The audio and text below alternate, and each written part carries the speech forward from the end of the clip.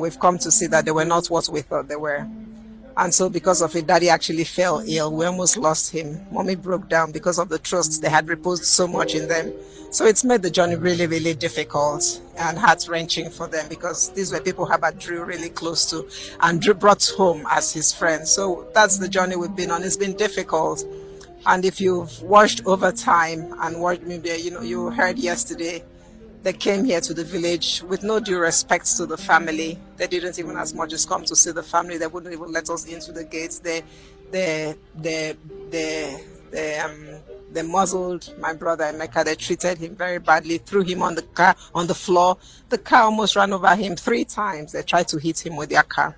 And when he muzzled himself, when he was able to release himself and defend himself, and out of frustration, he threw a blow. And that was a picture they took. And then at night, they arrested my brother for fighting with the DSS. But nobody took the picture of when he was almost crushed by cars 3 times over. So we give God the glory. We've come this far. We feel really, really victorious, because at the end of the day, guess what? The event went on. Emeka was released. We are here. We're able to pay Herbert, Doreen, and Chizzy their respects. And God has been glorified. The person here with a group of security officers.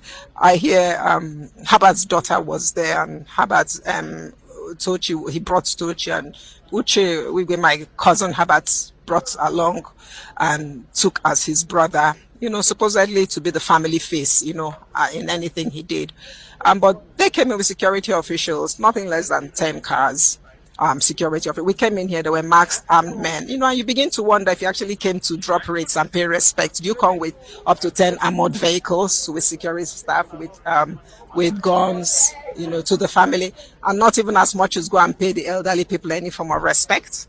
That wasn't done. So that is really where we found ourselves yesterday. They almost crushed him on the floor. He fell on the floor. The car almost ran.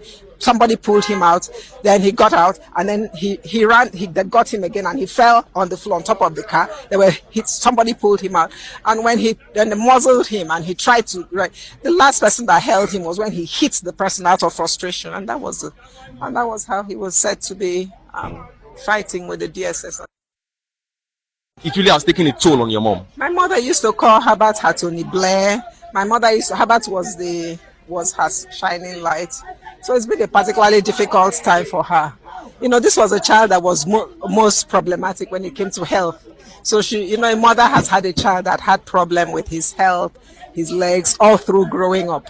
So you can imagine, after nurturing this child and paying so much attention, now he's the child that actually stood up and put them on the map and gave them a life they would never have dreamed of. So you can imagine how difficult it is for her, and for my father as well, and for all of us as well. It's really, really difficult, because we welcomed everybody with open arms, because Herbert had a very gentle spirit. He was fearless, but he had a gentle spirit.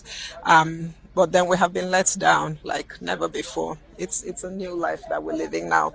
If the family, or if the friends we thought Herbert had stood closer, I think my parents would have been better comforted.